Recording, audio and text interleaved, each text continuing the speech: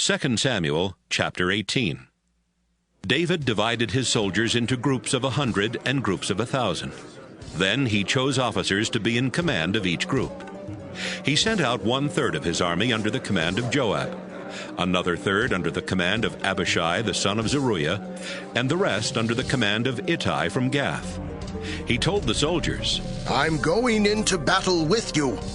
But the soldiers said, "No, don't go into battle with us. It won't matter to our enemies if they make us all run away, or even if they kill half of us. But you are worth 10,000 of us.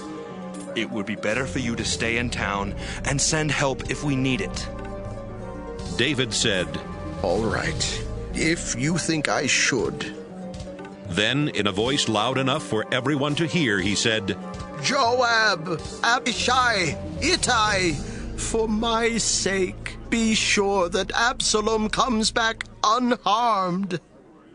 David stood beside the town gate as his army marched past in groups of 100 and in groups of 1,000. The war with Israel took place in Ephraim forest. Battles were being fought all over the forest, and David's soldiers were winning.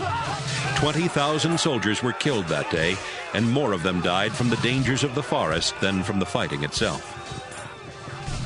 Absalom was riding his mule under a huge tree when his head caught in the branches. The mule ran off and left Absalom hanging in midair. Some of David's soldiers happened by, and one of them went and told Joab. "I saw Absalom hanging in a tree." Joab said, "You saw Absalom? Why didn't you kill him? I would have given you 10 pieces of silver and a special belt." The man answered, "Even if you paid me 1,000 pieces of silver here and now, I still wouldn't touch the king's son. We all heard King David tell you and Abishai and Ittai not to harm Absalom. He always finds out what's going on. I would have been risking my life to kill Absalom because you would have let me take the blame." Joab said, "I'm not going to waste any more time on you." Absalom was still alive, so Joab took 3 spears and stuck them through Absalom's chest.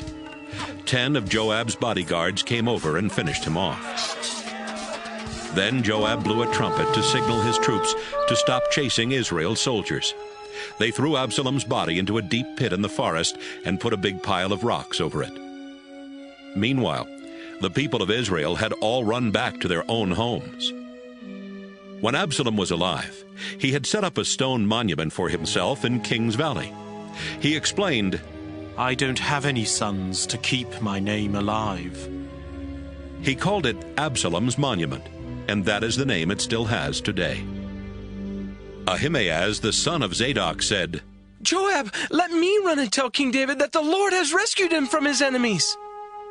Joab answered, "You're not the one to tell the king that his son is dead. You can take him a message some other time, but not today." Someone from Ethiopia was standing there, and Joab told him, "Go and tell the king what you have seen."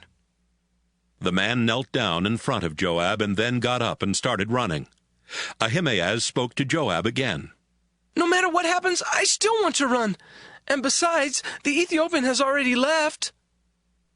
Joab said, "Why should you run? You won't get a reward for the news you have." "I'll run no matter what," Ahimaaz insisted. "All right then, run," Joab said. Ahimaaz took the road through the Jordan Valley and outran the Ethiopian. Meanwhile, David was sitting between the inner and outer gates in the city wall. One of his soldiers was watching from the roof of the gate tower. He saw a man running toward the town and shouted down to tell David. David answered, "If he's alone, he must have some news."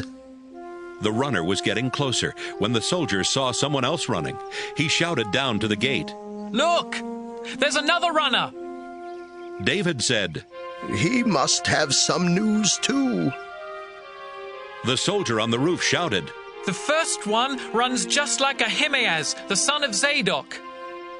This time David said, "He's a good man. He must have some good news." Ahimaaz called out, "We won! We won!" Then he bowed low to David and said, "Your Majesty, praise the Lord your God. He has given you victory over your enemies." "Is my son Absalom all right?" David asked. Ahimaaz said, When Joab sent your personal servant and me, I saw a noisy crowd, but I didn't know what it was all about. David told him, Stand over there and wait. Ahimaaz went over and stood there. The Ethiopian came and said, Your Majesty, today I have good news. The Lord has rescued you from all your enemies.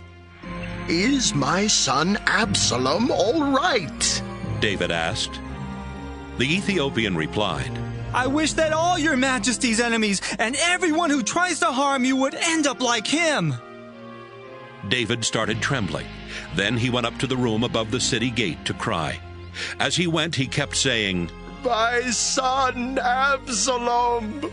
My son Absalom! I wish I could have died instead of you. Absalom, my son, my son.